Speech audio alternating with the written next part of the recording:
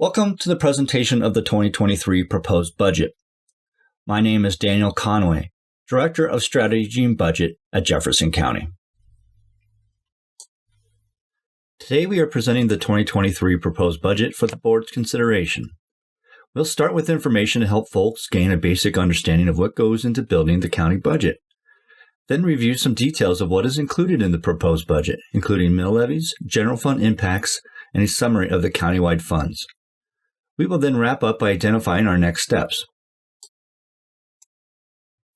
There are a few notable budget realities that we want to highlight in terms of what shapes the county budget and the future outlook. The general fund revenue and expenditure gap. Most of the county's revenue, particularly property tax revenue, is limited by Tabor. While Tabor does allow our revenue to grow each year by the rate of inflation and the value of new construction, this limited revenue growth can't keep up with the cost of providing county services. Also, we're currently dealing with the ratchet down of our Tabor limit as a result of less revenue coming in 2020 due to COVID. This ratchet down lowered the amount of revenue we can retain and spend by about $14 million. So why did this happen?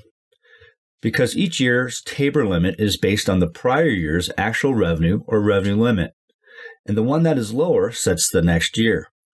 So for Jefferson County, our Tabor limit now starts at a lower base. This means we can retain and spend much less of the revenue we currently collect. Adding to this challenge is the estimated impact from State Senate Bills 21-293 and 22-238 that reduce the statewide assessment rates for fiscal years 2023 and 2024. Even though local property values are expected to increase, these lower statewide assessment rates are estimated to limit property tax revenue growth to only 1 or 2% ongoing, which is not enough to cover our costs. Regardless of these recently passed bills, the state law limiting property tax revenue growth to 5.5% is still in place. All these factors combined requires the county's general fund reserves to cover this revenue shortfall, and at this rate, those balances cannot be sustained beyond 2023. ARPA federal funding. The federal government has provided funding through the American Rescue Plan Act, or ARPA, through the end of 2026.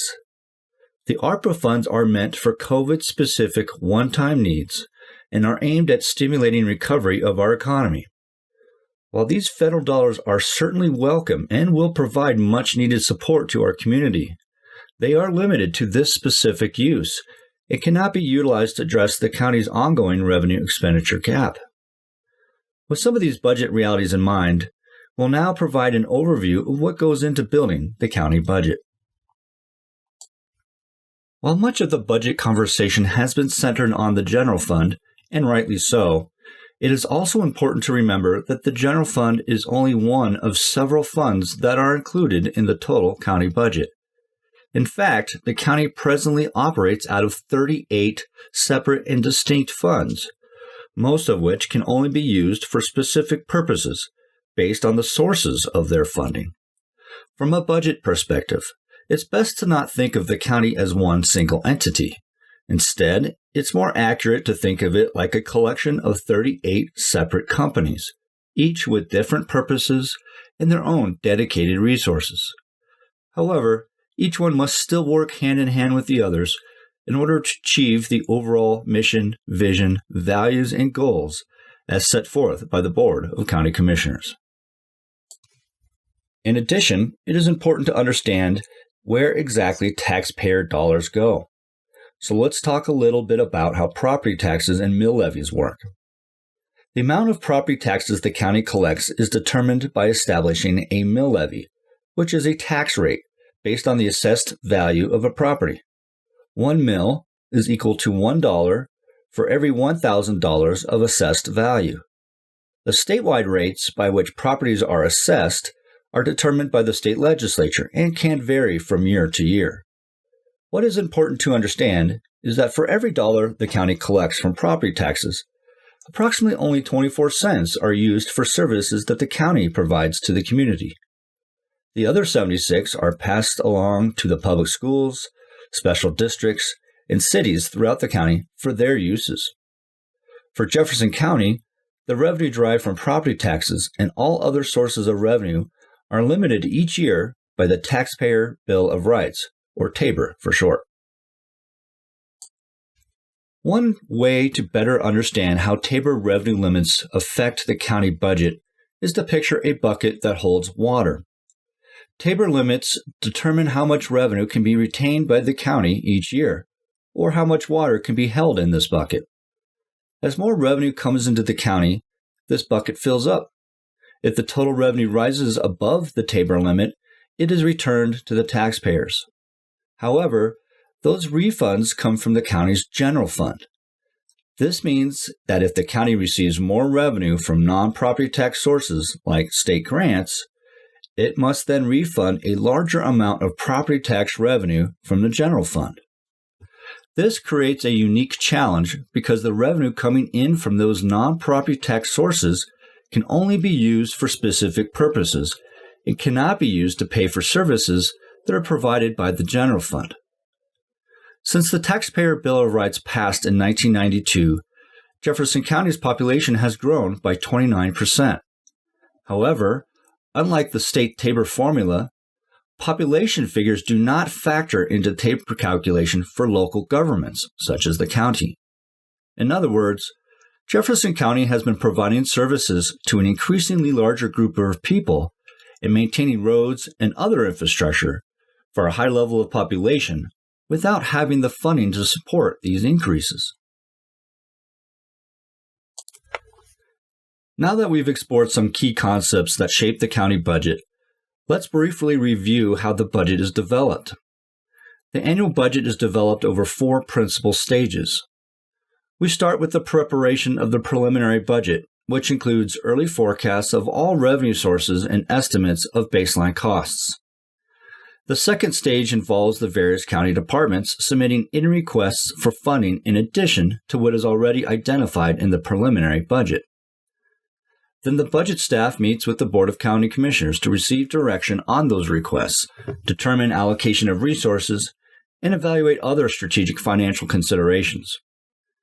Based on that direction, the proposed budget is prepared and presented, which is what we are providing here today. As you can see, the process then concludes with the formal adoption and publication of the annual budget. So what is included in today's proposed budget?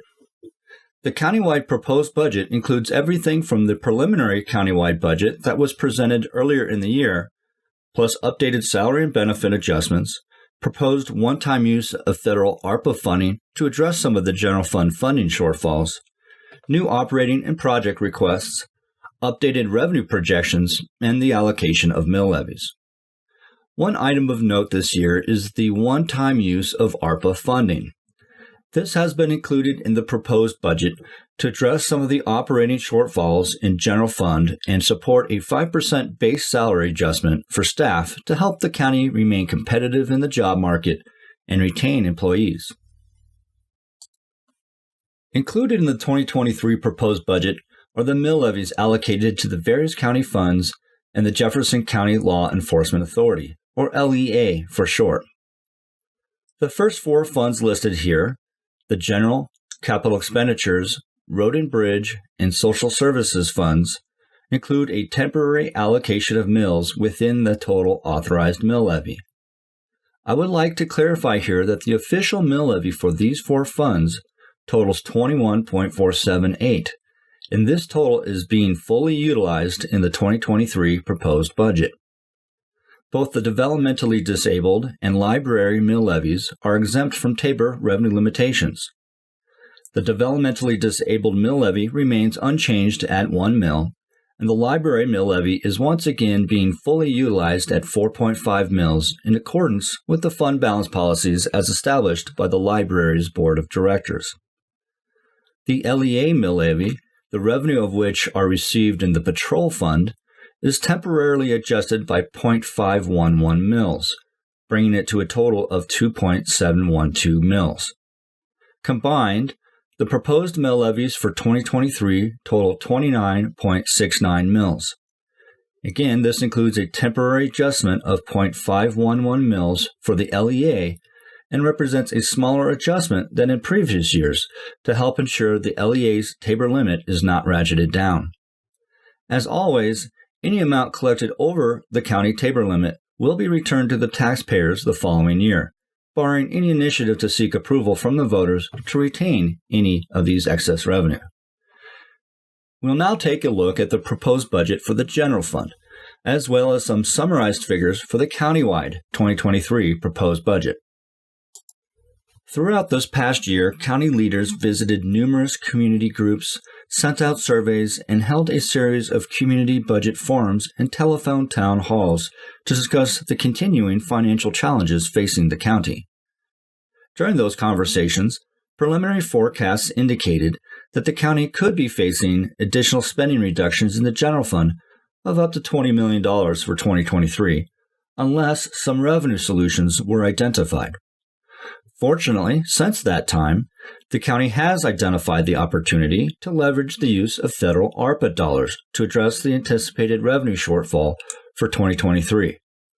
This means that next year, there are no planned general fund cuts included in the 2023 proposed budget. However, while the use of these ARPA dollars are certainly a welcome relief, it represents only a temporary, one-time solution and does not structurally address the ongoing gap between limited revenue growth and the increasing cost to provide services.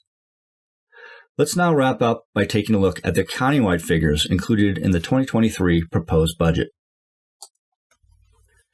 As I mentioned earlier, the county currently operates out of 38 separate and distinct funds, most of which can only be used for specific purposes based on the sources of their funding. This table groups each fund by type and lists the combined revenues, expenditures, and estimated ending fund balance for each group. The 2023 proposed budget includes total revenues of approximately $734 million and total expenditures of approximately $794 million for all 38 county funds combined. Each fund type is subject to varying degrees of spending restrictions and limitations imposed by federal and state regulations, county policies, and generally accepted accounting principles. The general fund is the least restrictive fund type, accounting for all county revenues and expenditures not otherwise accounted for in any other fund. The revenues coming into the general fund include property taxes, licenses, permits, user fees, and a variety of grants. General fund subfunds are usually grouped with the general fund for financial reporting purposes. However, we've chosen to separate them here for clarity. These subfunds include the clerk and recorder electronic filing, district attorney bank account, inmate welfare, and the public trustee salary funds. Special revenue funds account for the proceeds of revenue sources that are legally restricted to expenditures for specific purposes. Examples include the ARPA, social services, open space, and road and bridge funds. Enterprise and internal service funds include the airport fund, the county's only enterprise fund, meaning most of its activities are self-supported through direct user fees and federal grants, much like a private business, while internal service funds account for administrative services provided by one department to another. These include the insurance, fleet services, workers' compensation, and benefits plan funds. Debt service funds account for the accumulation of financial resources used to pay principal and interest on bonds and long-term debt, excluding accrued compensated absences and capital lease obligations. Some examples include the Open Space Debt Service and the Jefferson County Finance Corporation Debt Service Funds. Capital project funds account for capital projects which are financed through a combination of proceeds from general obligation bonds and operating transfers. These include the Southeast Sales Tax, Open Space Acquisition, and Capital Expenditure Funds. Component unit funds account for those organizations that are legally separate from the county, yet the Board of County Commissioners are financially responsible for. These include the library and public health funds. You may notice that some of the fund groupings show a negative impact. This is by design, and simply represents the planned use of fund balance to pay for infrastructure projects as identified in the 5-year project plan. These funds have sufficient available balance to cover the planned uses. Even though we're showing the combined totals for all 38 county funds in this table, it is critical to remember that except for the general fund, none of these fund balances are fungible, meaning they cannot be used outside of their specified purposes. This concludes our presentation of the 2023 proposed budget. Before we discuss our next steps of the budget process, we're happy to answer any questions from the board. For anyone interested in participating in the county budget process, we encourage you to visit the link shown here. This page will provide information on upcoming public hearings, town halls, and other opportunities to engage in the process and learn more about the county budget. Finally, we want to mention that we are scheduled to present the 2023 proposed budget for adoption at the November 15th public hearing. Thank you.